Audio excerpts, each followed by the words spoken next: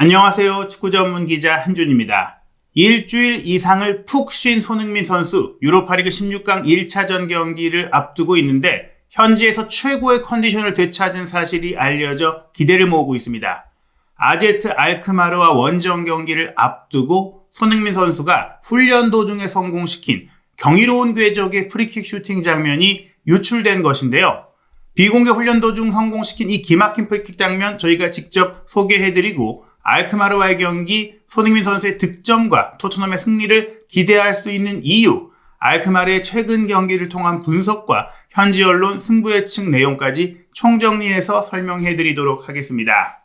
한국 시간으로 3월 7일 금요일 새벽 2024-2025 시즌 UEFA 유로파리그 16강 1차전 경기가 일제히 열리는데요. 먼저 문을 여는 경기가 바로 토트넘과 알크마르의 경기입니다. 새벽 2시 45분에 알크마르 대 토트넘의 경기가 네덜란드에서 열리고요. 같은 시간 또 다른 프리미어리그 팀의 경기죠. 맨체스터 유나이티드의 스페인 원정 레알 소시에다드의 경기가 펼쳐집니다. 루마니아의 FC SB, 프랑스의 리옹의 경기도 같은 시간에 열리고 무리뉴 감독이 지휘하는 페네르바체와 레인저스의 경기도 새벽 2시 45분에 킥오프합니다. 이어서 새벽 5시에는 체코의 빅토리아 풀젠과 라치오, 노르웨이의 보데글림트와 올림피아코스, 네덜란드의 아약스와 독일의 프랑크푸르트, 이탈리아의 로마와 스페인의 아틀레틱 클럽 빌바오의 경기가 펼쳐집니다. 양팀의 최근 성적 살펴보면 알크마르의 기세가 굉장히 좋아요. 지난 주말에 있었던 네덜란드 리그 헤렌벤과의 원정 경기는 1대3으로 졌지만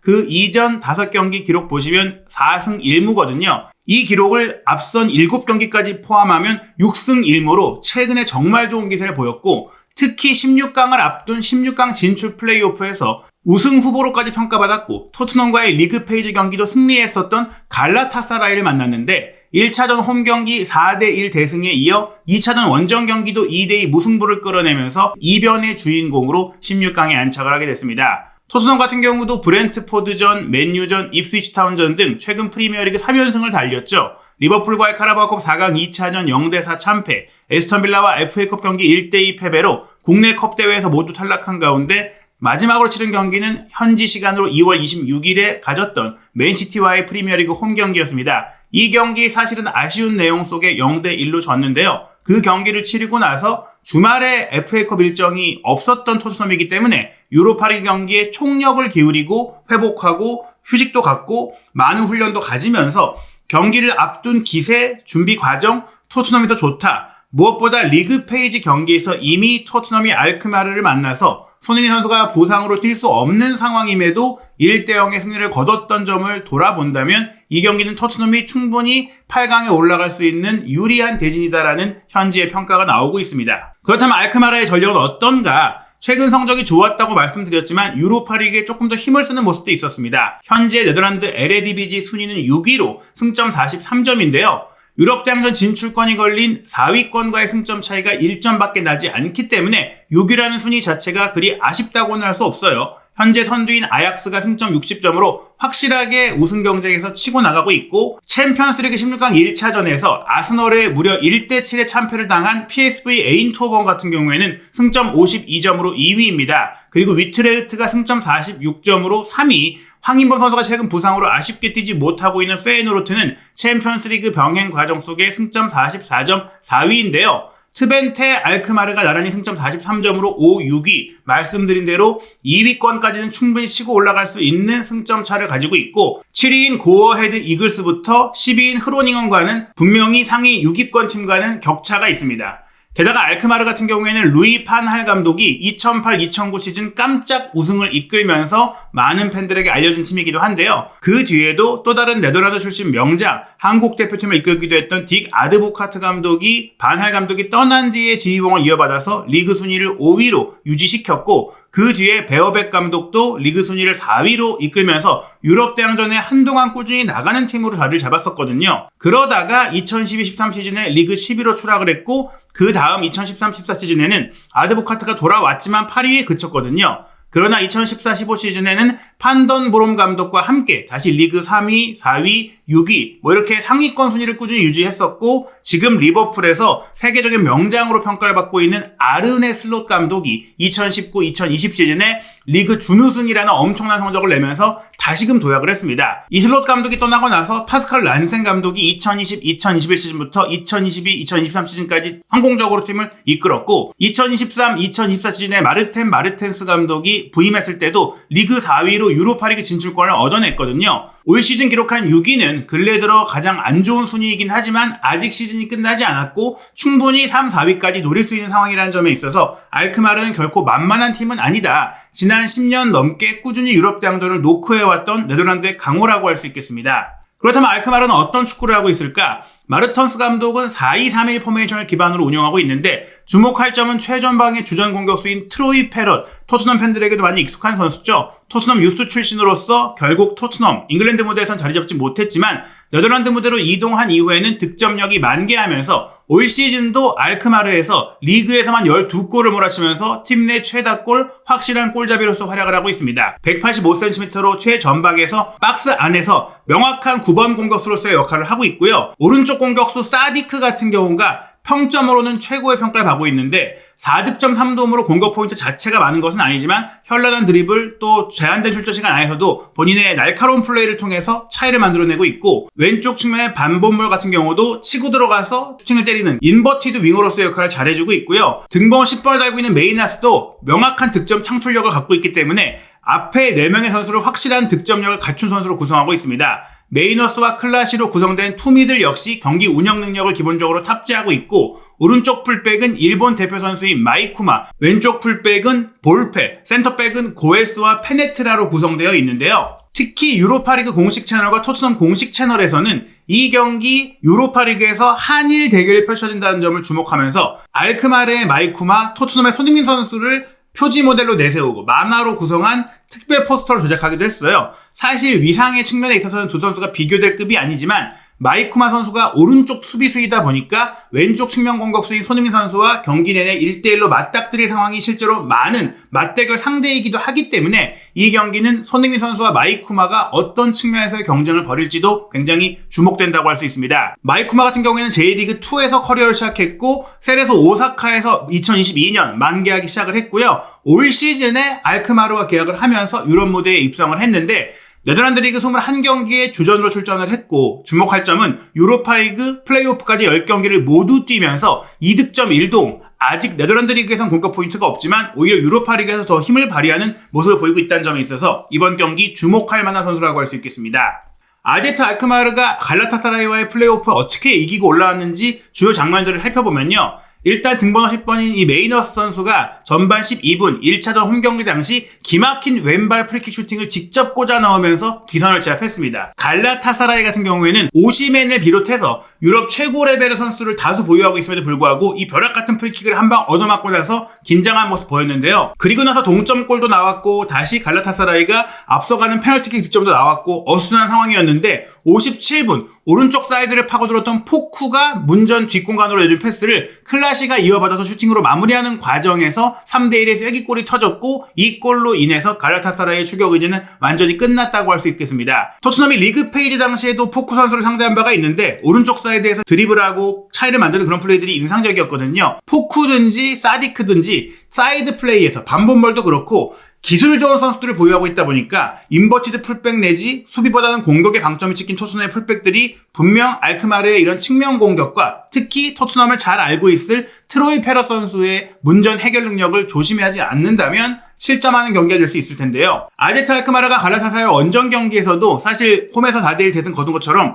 굉장히 주도적인 경기를 펼쳤습니다. 전반 42분에는 또 한 번 오른쪽에서 포쿠가 밀어준 패스를 안쪽으로 오버래핑에 들어왔던 마이쿠마가 이어받아서 갈라타사라이 선수가 막아내려던 것이 우당탕탕하면서 좀 굴절이 되면서 골이 되는 행운의 득점이 나오긴 했었거든요. 이 마이쿠마의 득점이 의도한 것은 아니지만 마이쿠마의 공격 가담력을 보여주는 장면이기도 하고요. 갈라타사라이와 원정 경기 후반전 같은 경우도 55분에는 브룬 메이어스터가 뒤로 빼준 공을 뒤에서 달려들어오던 교체 투입 선수 카시우스가 그대로 오른발 중거리 슈팅으로 때린 것이 시원하게 골문 구석을 찔렀습니다. 이처럼 슈팅 타이밍이 빠르고 중거리 슈팅을 아끼지 않는 팀이라는 점도 센터백 앞 영역에서 수비 커버력이 아쉽다라는 평가를 받고 있는 토트넘이 주의해야 할 대목이라고 할 수 있겠는데요. 이렇게 2대0으로 앞서던 경기였지만 갈라타사라이를 상대로 56분 바로 토레이라의 긴 패스를 오시맨이 논스톱 슈팅으로 수비 뒷공간에 빠져들어가면서 때려 넣었던 추격골을 내주기도 했었고, 그리고 나서 동점골도 왼쪽 사이드에서 일마즈가 뒤로 빼준 공, 오시맨 쪽으로 이번에는 너무 많은 알크마르 수비가 신경을 쓰면서 모든 수비수가 사실상 오시맨 쪽으로만 쏠리다 보니까 뒤에서 달려들어온 살라이를 놓쳤고, 살라이의 왼발 논스톱 슈팅을 빠뜨리면서 실점하고 말았거든요. 골키퍼의 선방 능력 자체가 뛰어난 편이 아닌 점, 그리고 알크마르 역시 빌드업이라든지 공격적인 축구를 추구하면서 수비 라인이 높은 점들을 생각한다면 손흥민 선수를 통한 속공 능력과 역습 능력이 뛰어난 토트넘이 충분히, 특히 홈에서는 도전적인 경기를 할 것으로 예상되는 알크마르를 상대로 득점할 가능성이 있다고 기대할 수 있겠습니다. 포스테코글루 감독은 이번 경기를 앞두고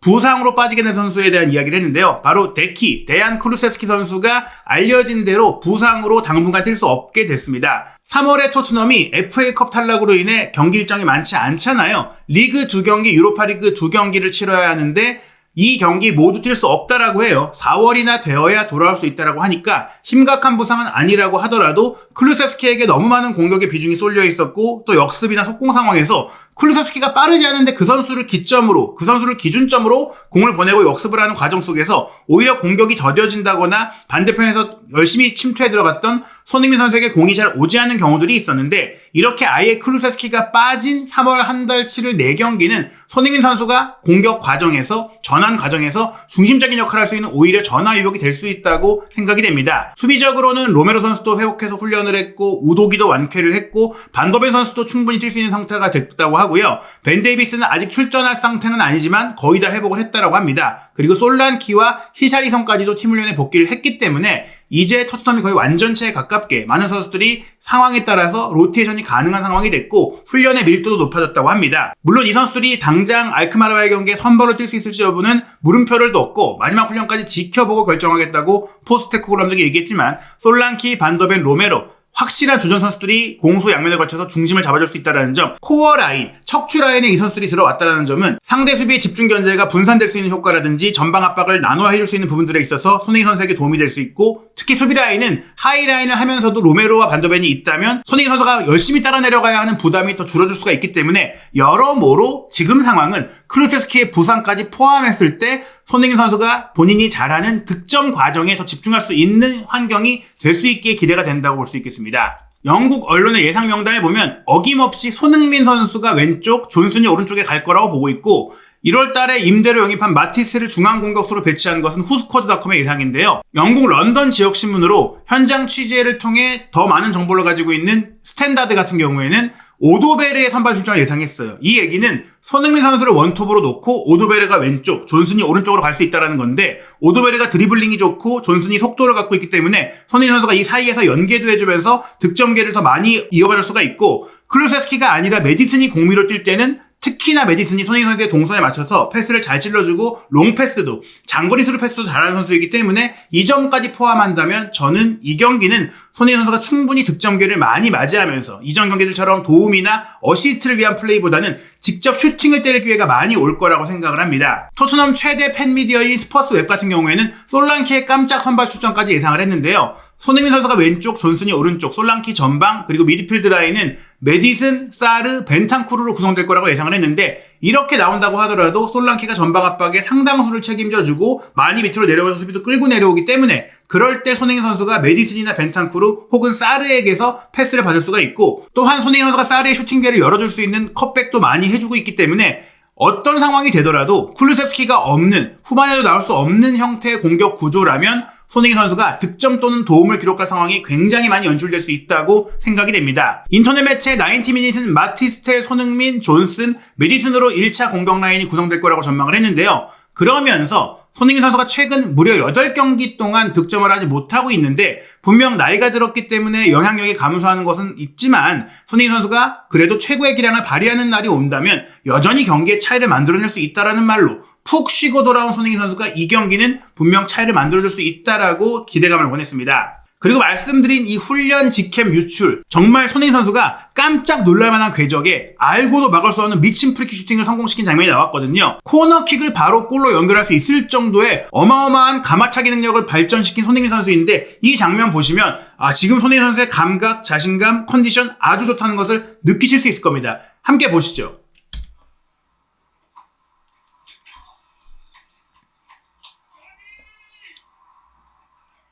벽을 넘기면서 골대 위로 감아 들어오기 때문에 이건 골키퍼가 도저히 건드릴 수 없는, 물리적으로 알아도 막을 수 없는 궤적의 슈팅이기 때문에 이 영상이 유출되었고 설사 알크마르 골키퍼가 이 영상을 봤다고 하더라도 대비가 불가능한, 이대로만 찬다면 막을 수가 없는 슈팅이라고 할 수 있겠습니다. 이 장면이 최근 알크마르와의 경기를 준비하는 훈련에서 나온 거라는 점은 지금 보시는 알크마르전 데뷔 훈련에서 손흥민 선수의 복장, 훈련복, 이 타이즈까지 똑같다는 것을 보실 수가 있기 때문에 최신 영상이 유출된 거라고 확인이 된 것 같고요. 한편 알크마르의 최근 기세가 굉장히 좋았고 토트넘의 수비에 대한 불안감들, 토트넘의 원정 경기에서 최근 또 부진했던 면들을 고려하면 쉽게 이길 수 있는 경기는 아니라는 전망도 많이 있습니다. 후스쿼드닷컴 같은 경우에는 특히 알크마르가 최근 헤렌벤 원정 1대3 패배를 당하기 전까지는 7경기 무패, 6승 1무로 매우 좋았다라고 얘기를 했는데요. 1대1 무승부를 전망하면서 알크마르가 최근 홈 11경기 중에 또 10번이나 이길 정도로 홈에서 강했다는 점도 주목을 했습니다. 토트넘 같은 경우에는 국내 경기가 없었기 때문에 주말에 쉬었다는 점에 있어서 충분한 휴식을 취한 점이 긍정적으로 뽑히고, 이미 유로파리그 리그 페이지에서 한번 만나서 이긴 적도 있었죠. 알크마르를 과소평가해서는 안 되지만 그래도 이 좋은 흐름의 알크마르가 토트넘을 이기진 못할 것이다. 즉 지금 이 무승부라는 결과 자체가 토트넘에게 더 행복한 결과라고 전망하면서 무승부를 내다본 겁니다. 왜냐하면 갈라타사라를 탈락시키고 올라온 팀이잖아요. 영국의 런던 지역 신문 스탠다드 역시 토트넘이 두 팀 중에 더 신선한, 몸 상태가 좋은 팀이지만 아제트 알크마르의 홈 경기 전적이 워낙 좋다. 특히 포스테코글루 감독이 이런 경기 알크마르의 공격력이 좋기 때문에 수비를 신경 써야 되는데 그의 특성상 수비를 신경 쓰지 않기 때문에 골이 많이 나오는 경기가 될 거라고 했습니다. 아제트 알크마르가 홈에서 갈라타사라이를 4대1로 박살냈기 때문에 어떤 팀이든지 홈에서 이길 수 있는 팀이라고도 전망을 했는데요. 그러면서도 푹 쉰 토트넘이 유로파리그에 총력을 기울이고 있기 때문에 2대2 무승부가 될 거라고 전망을 한 것이죠. 그 외에 인터넷 매체 스포츠몰과 90미닛은 각각 토트넘의 2대1 승리 내지 3대2 승리, 다득점 경기, 토트넘이 무실점을 하진 못하겠지만 더 많은 골을 넣고 이길 수 있다라고 전망을 했는데요. 알크마르 같은 경우에는 말씀드린 최근 몇 년 동안 꾸준히 네덜란드 리그에서 좋은 성적을 냈고 또 네덜란드 컵 대회에서도 결승에 진출하는 등 매우 좋은 성과를 내고 있는 팀이지만, 토트넘은 알크마르보다 객관적인 전력이 높고 파이널 서드 지역에 다양한 게임 체인저를 갖고 있다. 부상에서 돌아온 공격수들, 특히 푹 쉰 손흥민 선수의 존재로 인해 토트넘이 차이를 만들 수 있다는 전망을 하고 있는 것입니다. 과연 이 전망대로 토트넘이 많은 골을 터뜨리고 그 많은 골 안에 손흥민 선수의 오랜만의 득점, 그리고 훈련 중에 보여준 이 엄청난 프리킥 슈팅이 실전 경기에도 나올 수 있을지, 한준TV 구독, 좋아요, 알림 설정을 통해 토트넘과 알크마르의 경기 여러분과 실시간으로 소통하는 입중계 알림과 경기 후 분석, 현지 반응, 다양한 비하인드 스토리 빠르게 확인하시기 바랍니다.